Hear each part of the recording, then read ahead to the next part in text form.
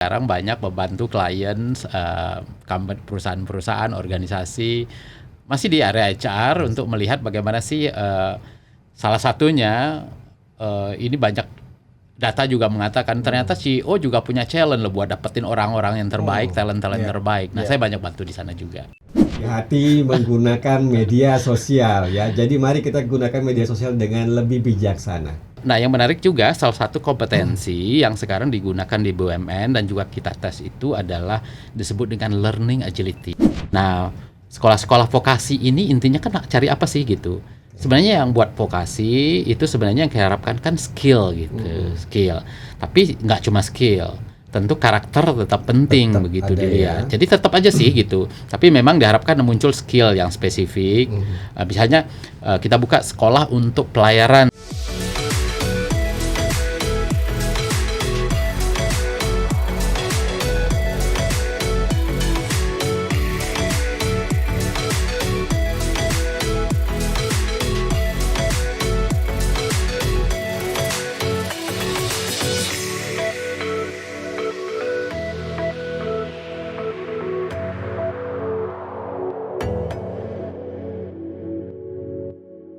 Halo rekan Naker, kita berjumpa kembali di podcast Indonesia Produktif bersama saya Silvanus Hardianto, dan kali ini kita akan membahas tentang rahasia penilaian kandidat pekerja. Dan bersama kita di sini sudah hadir narasumber yang sangat luar biasa, ada Pak Dharma Saputra. Halo, selamat pagi Mas Ivan. Selamat pagi teman-teman Naker semuanya. Apa kabar Pak? Kabar baik, makasih ya. Makasih udah diundang juga di acara ini, keren gini. Ini luar biasa ini pengalamannya Pak Dharma Saputra ini ya. Sudah kurang lebih 27 tahun di dunia persilatan HR. Betul, dalam ada yang bilang season HR, ada yang bilang veteran HR. Prinsipnya udah senior. Dan banyak sekali terlibat di proses rekrutmen untuk BUMN. Betul. Kebetulan nanti tolong itu menarik. Digali lebih siap. jauh tentang itu ya Pak ya. Dan tentu saja rekan Naker, ini akan menjadi hal yang sangat menarik buat kita semua untuk belajar bagaimana kita sebagai kandidat di level apapun untuk menyiapkan diri dalam proses wawancara, proses aplikasi, mencari pekerjaan yang nanti akan kita kupas. Semoga bisa menjadi hal yang membuka pikiran kita semuanya. Dan di sesi yang pertama saya pengen tahu dulu nih Pak Dharma sekarang kesibukannya apa aja nih Pak? Waduh, kesibukan kita sana sini nih. Saya kan yang pasti saya udah relatively pensiun dari pekerjaan karena sudah lebih dari 27 tahun di industri di berbagai posisi di HR. Nah, sekarang saya lebih banyak berbagi ya Mas Iwan, begitu ya. Sebagai aktivis di GNIK, saya adalah direktur eksekutif di GNIK. Kemudian saya juga sekarang banyak membantu klien, perusahaan-perusahaan, organisasi, masih di area HR untuk melihat bagaimana sih, salah satunya ini banyak data juga mengatakan ternyata CEO juga punya challenge loh buat dapetin orang-orang yang terbaik, talent-talent terbaik. Nah, saya banyak bantu di sana juga.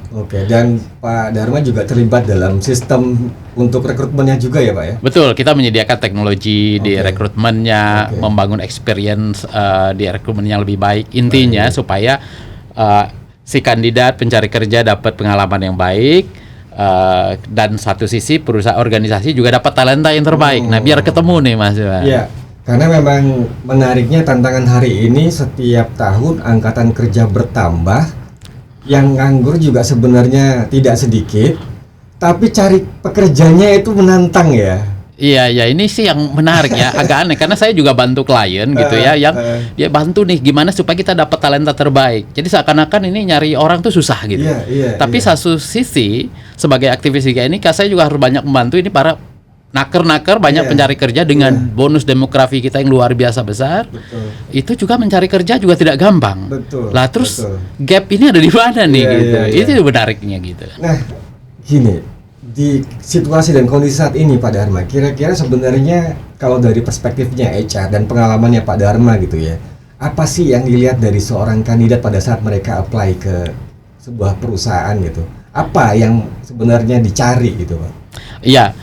biasanya mulai kan pasti perusahaan lihat apa yang disebut dengan kompetensi kan. Kemudian tapi lihat sekarang perusahaan juga menghadapi challenge sekarang bagaimana tidak hanya melihat kompetensinya, tapi melihat ke depan apa yang diperlukan. Nah, saya jelasin gini. Kalau di kompetensi itu kira-kira apa sih yang dicari gitu kan? Pertama adalah apa yang kamu tahu. Nah, itu kan kenapa perlu sekolah, pendidikan, skill apa sih yang dibawa gitu. Nah, yang kedua, kamu udah bisa apa nih gitu. What are you capable of, kira-kira kayak gitu. Pernah nggak memimpin tim? Pernah nggak memimpin project skala ini? Nah, itu kompetensi juga. Nah, yang ketiga biasanya kamu udah pernah melakukan apa saja, itu experience. What you have been done before. Nah, experience kan gitu. Nah, yang terakhir juga menarik nih. Who are you gitu, who I am. Kamu nih siapa, personality-nya gimana, match nggak dengan apa yang dibutuhkan. Nah, itu area-area kompetensi. Tapi perusahaan juga udah makin melihat bahwa sekarang, kalau nyari hanya itu mungkin match untuk kebutuhan hari ini. Nah, problemnya kan bisnis juga berubah, sangat dinamis. Bahkan pekerjaan juga sekarang udah banyak tergantikan. Kan ada sekarang banyak naker yang khawatir nih, 49 juta jenis pekerjaan udah hilang. Tapi kan ada 170 jutaan pekerjaan yang bermunculan. Tetapi kan kompetensinya beda. Nah, artinya perusahaan juga pengen melihat bahwa tantangan saya hari ini, di mana nanti saya berubah, berarti talent juga harus bisa bertumbuh bersama kita nih. Nah, itu yang disebut dengan cari potensi ke depan apa. Nah, tapi untuk bisa tumbuh bersama, ada satu lagi yang dicari nih Mas Ivan. Biasanya perusahaan juga, kamu fit nggak dengan culture-nya saya? Gitu. Jadi kompetensi, potensi, culture. Dan juga culture fit ya. Yes. Jangan lupa itu ya, ada 3 hal tadi yang harus disiapkan oleh para naker. Jadi yang pertama adalah kompetensinya juga harus relevan dengan kebutuhan hari ini di industri. Yang selanjutnya ada potensi di masa depan yang tetap harus bagaimana tetap bisa relevan juga di industri. Betul. Dan selanjutnya adalah biar kita juga harus bisa fit di budaya kerjanya mereka. Nah, ini kan rekan-rekan pasti banyak banget ya yang punya tantangan, mereka sudah bikin CV banyak sekali modelnya. Dan kemudian bahkan tidak sedikit dari mereka yang minta tolong orang. Nah, itu dia. Tolong bikinin CV dong. Nah, gitu ya. Ini terutama buat ada jasanya loh yang bikin dan CV terutama begitu. buat rekan-rekan yang mungkin fresh grade gitu ya, baru lulus.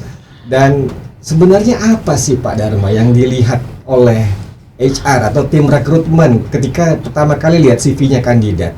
Iya, ini menarik karena kalau bicara CV begini kan sekarang CV-nya semua keren-keren, itu problemnya. Kayaknya memang banyak dibantu, apalagi sekarang ada AI itu kan. Enggak ada masalah dengan itu. Tapi juga perusahaan juga pintar sekarang. Mereka screening yang pertama lewat dulu namanya applicant tracking system, itu AI juga gitu. Jadi AI lawan AI. Nih itu. Jadi sama nih pintar gitu. Nah, sebenarnya kan AI cuma mensaring apa yang dilihat dengan tadi kapabilitas dasar yang mungkin pernah dari pengalaman sebelumnya. Tapi buat pencari kerja yang baru mungkin belum banyak pengalaman seperti itu ya.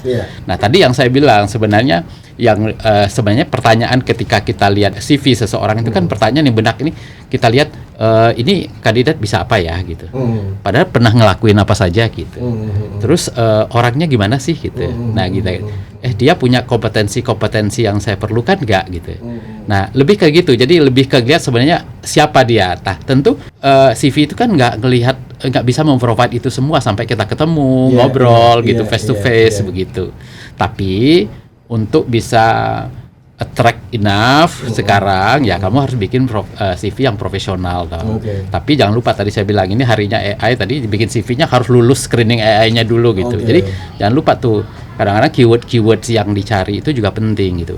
Nah, penting buat para naker nih memahami apa yang menjadi keyword sekarang, kompetensi yang diperlukan hari ini. Gitu tuh Mas Wana. Ini yang nanti menarik kita diskusikan. Artinya rekan naker juga perlu pelajari ketika melihat sebuah informasi lowongan pekerjaan untuk cari tahu kira-kira ini pekerjaannya seperti apa, Lalu mungkin coba sesuaikan CV-nya ke arah sana gitu kali Betul, ya. betul. Keywordnya harus muncul Oke, dong, baik, gitu baik, kan. baik. Hari ini misalnya kita bicara, kamu lagi cari posisi di katakanlah digital marketing begitu. Pak Ivan harus lihat nih apa sih yang diperlukan di sana. Tapi di hari ini digital marketing hari ini dengan dulu kan beda gitu. Beda. Dia kan harus sudah familiar dengan AI, punya data literacy gitu kan. SEO juga mungkin. Nah, Iya, gitu. iya. Jadi punya communication yang bagus gitu. Nah, ini menarik sekali, dan Pak Dharma kan punya pengalaman banyak sekali dalam proses rekrutmen BUMN. Nah, ini coba tolong diceritakan Pak. Mungkin bisa dikasih bocoran-bocoran kira-kira apa yang terjadi dalam proses rekrutmen BUMN sehingga seketat itu prosesnya. Iya, ini kan pencarian kandidat terbaik, intinya begitu. Cuma problemnya adalah memang teman-teman, saya kasih bayangan ya. Biasanya kalau kita rekrut lowongan itu rata-rata yang kita buka itu tiap tahun itu tahun pertama dulu saya ingat pernah buka 3.000 posisi. Kemudian tahun kedua kita buka 1.400, 1.000 berikutnya 1.800 tahun ketiga. Artinya posisi banyak. Tapi kandidatnya juga banyak. Yang apply ke posisi-posisi itu bisa sampai 1 juta. 1 juta orang. Artinya kami harus men-screening 1:1000 kira-kira begitu. Nah, kamu para nakar kan bayangin harus berhadapan, kamu satu orang harus berhadapan dengan 1.000 kompetitor. Nah, pertanyaannya kan bagaimana kamu bisa outstanding kan? Nah, itu juga yang kami lakukan. Bagaimana kemudian kami bisa men-screening, menseleksi kandidat-kandidat ini untuk memastikan kita dapat yang terbaik. Nah, itu challenging-nya gitu. Dan kita harus buka accessibility juga bagi seluruh rekan di seluruh Indonesia kan. Makanya dilakukan secara digital gitu. Tapi yang menarik ada lagi yang disebut dengan culture fit assessment gitu. Itu juga dilihat. Ada values dari BUMN waktu itu akhlak ya, dan itu diterjemahkan dalam perilaku-perilaku. Nah, perilaku-perilaku itu yang kemudian dilihat gitu kan. Itu prosesnya. Nah, nanti masuk di akhir itu biasanya 1:10 diserahkan ke BUMN-nya gitu. Nah, itu yang kemudian screening berikutnya. Bahkan kita untuk BUMN karena ini kita bilangnya ada talent for the nation kan gitu. Kita bahkan sampai melihat ke sosial media trackingnya gitu.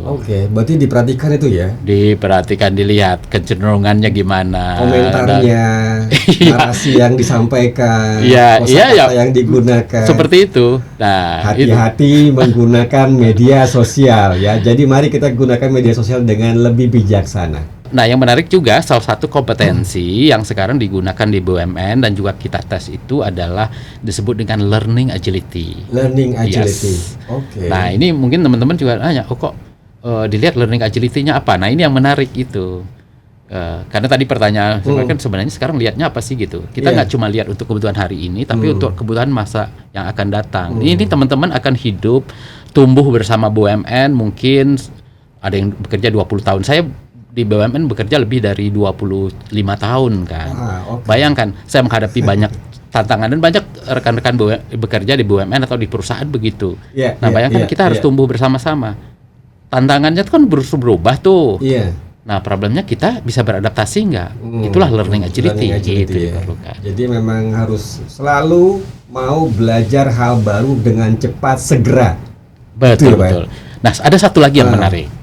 Satu yang menarik dan biasanya ini yang buat saya relate banget gitu ya. Karena terus terang persaingan tuh ketat kan. Kita tahu gitu. Tapi yang mungkin yang waktu itu cukup bikin saya shock adalah ini teman-teman komentar di sosial medianya luar biasa sadis gitu loh. Kalau nggak lulus itu aduh komennya pedes banget gitu kan. Itu kadang-kadang sempat membuat saya aduh sedih juga ya gitu. Bukan apa-apa, bukan sedih karena komennya itu tidak konstruktif gitu. Tapi satu hal bahwa ngeliat it shows who you are, your character. Karena penting banget buat para pencari kerja sebenarnya define who you are, karakter. Nanti kelihatan loh gitu. Nah, bayangin kalau apa-apa negatif semua pandangannya kan gitu. Nah, kebayangin kalau nanti ikut tes gitu kan, hal-hal seperti itu justru yang tidak akan memberikan values kepada kamu. Jadi hati-hati tuh terhadap membangun habit-habit, kebiasaan-kebiasaan, komentar-komentar. Be positif gitu. Be positif. Yes. kunci. Oke, baik. Dan salah satu isu yang selalu menjadi topik panas nih Pak Dharma dalam proses rekrutmen tidak hanya di BUMN, juga di sektor swasta ini yang saya perhatikan tentang orang dalam ini Pak. Nah ini konotasinya kan banyak sekali dan cenderungnya negatif. Iya. Kamu masuk sana nggak mungkin kalau nggak ada orang dalamnya gitu ya. Padahal di pengalaman saya di perusahaan multinasional ada namanya employee referral program. Yes. Yang memang di sana adalah kita memberikan rekomendasi bagi kandidat yang kita anggap mampu, cocok, culture fit untuk bergabung bersama kita. Dan ada program yang jelas untuk itu dan dilakukan proses rekrutmennya secara prudent, kan begitu. Betul. Nah, gimana Pak tentang fenomena itu? Apa yang kira-kira kita bisa lakukan untuk mereduksi tone negatif atas orang dalam yang seperti berkembang itu, Pak? Iya, sangat wajar pendapat itu. Tapi teman-teman, saya kembali lagi ya. Mari kita lihat hal ini yang positif. Tadi pengalaman Mas Ivan sudah menunjukkan di dalam proses rekrutmen itu proses seperti itu terjadi, bahwa yang namanya referensi. Bahkan kita juga melakukan untuk kandidat yang lebih senior di untuk professional hire misalnya, itu pasti ada background check di mana kita minta referensi dari yang pernah bekerja dengan yang bersangkutan sebelumnya. Nah, cuma yang harus dibedakan tentu kan reference check di HR ini kan beda tentu dengan dalam konotasi yang negatif yang tentu kita tidak terima di manapun ya, nepotisme gitu kan, gitu. Itu sesuatu hal yang berbeda menurut saya. Tapi buat Naker harus disadari fenomena orang dalam di dalam rekrutmen itu yang kita sebut dengan reference dalam konotasi yang positif itu sesuatu yang wajar dan bisa dilakukan karena kita pengen tahu kamu ini siapa nih, gitu. Soalnya di tempat kami dulu bahkan bagi karyawan yang memberikan referensi kandidat dan berhasil lulus masa percobaan dapat hadiah. Dan hadiahnya juga lumayan. Jadi pekerja itu berlomba untuk memberikan kandidat yang bagus untuk perusahaan dan itu kan hal yang baik ya buat organisasi itu. Nah, tapi satu hal bahwa tentu di HR kita juga melakukan transformasi di mana apalagi di BUMN ya, karena sebagai institusi negara itu kan harus inklusif, membuka kesempatan kepada siapapun. Jadi bahwa inklusivitas di dalam kesempatan itu harus dibuka seluas-luasnya. Itu mungkin pesan yang kemudian hal yang kita perlu improve gitu terus menerus, bahwa kesempatan ini terbuka. Dulu kita membuka bahkan BUMN hari ini pun masih merekrut SMA gitu. Karena di populasi pencari kerja kita juga masih di sekolah menengah masih ada. Kemudian kita buka juga rekrutmen untuk disabilitas gitu. Kemudian rekrutmen khusus untuk Indonesia di daerah-daerah tertentu yang tertinggal gitu. Kemudian juga ke jenis universitasnya, universitas tier 1, 2, 3 semua dibuka dan di seluruh Indonesia. Nah, setelah itu ada, baru berjalan proses rekrutmen yang normal gitu. Menarik tadi Bapak sampaikan bahwa di BUMN juga masih saat ini merekrut untuk yang lulusan SMA dan sederajat ya. Betul. Nah, kira-kira ini buat rekan Naker ada yang lulusan SMA dan sederajat itu dari SMK juga. Kira-kira apa nih menurut Pak Dharma tips yang bisa diberikan kepada rekan Naker yang sekolahnya SMA atau SMK sederajat untuk masuk ke pasar kerja ini, Pak? Iya. Apa yang harus disiapkan oleh mereka? Ini pertanyaan menarik. Pertama, kenapa sih masih dibuka gitu? Kita menyadari bahwa sebenarnya rekrutmen, bahwa pencari kerja kita, bonus demografi kita itu masih diisi oleh para pencari kerja pada lulusan yang menengah, SMA, SMP gitu. Nah, sekolah-sekolah vokasi ini intinya kan cari apa sih gitu? Sebenarnya yang buat vokasi itu sebenarnya yang kita harapkan kan skill gitu, skill.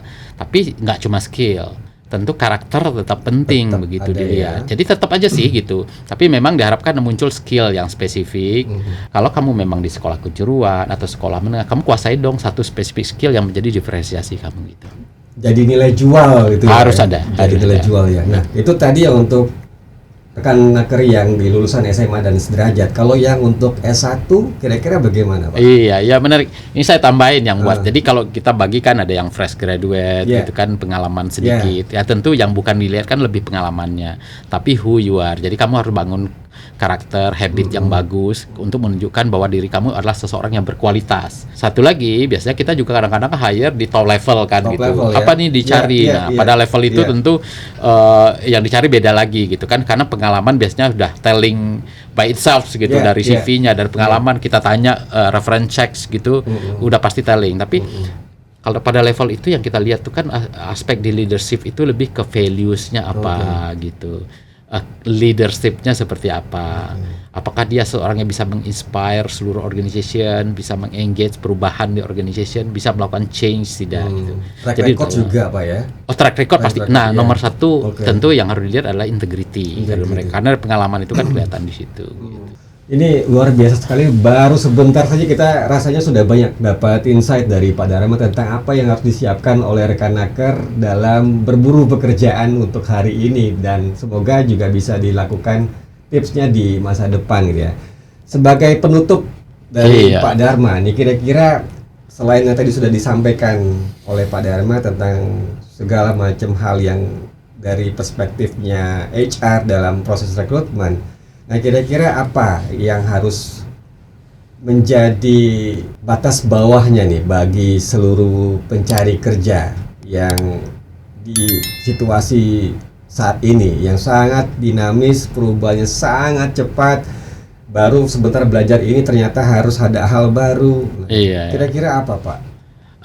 Yang paling penting nomor satu, kamu harus punya diferensiasi terhadap yang lain gitu kan. Yang kedua, kemampuan beradaptasi, learning agility, itu hal yang penting karena sekarang apa yang kita pelajari bisa jadi dalam setahun 2 tahun sudah tidak relevan, harus belajar lagi gitu. Itu setidaknya harus yang penting. Nah, satu lagi yang penting adalah tentu karakter, who you are. Karakter ya, Iya. karakter. Saya terutama rekan-rekan Naker, hati-hati membangun habitmu gitu kan, karena habitmu itu yang akan menentukan karaktermu dan siapa dirimu. Nah, waktu interview kita cukup smart untuk melihat siapa dirimu. Jadi kamu harus autentik, tapi autentik itu nggak bisa dibangun pada saat interview. Iya. Kebiasaan itu kan harus dibangun terus-menerus dari kebiasaan di rumah, kebiasaan sehari-hari, Iya, dan itu iya. akan menunjukkan siapa dirimu. Nah, itu tuh. PR-nya banyak, tapi bukan tidak mungkin untuk bisa dilakukan oleh rekan Naker dan tentu saja oleh kita semua ya. Baik, terima kasih banyak Pak Dharma Sama-sama, atas Mas ngobrol-ngobrol Iwan. serunya untuk hari ini. Dan buat rekan Naker, sampai jumpa di podcast Indonesia Produktif yang berikutnya. Saya Silvanus Hardianto, tetap semangat dan tetap produktif.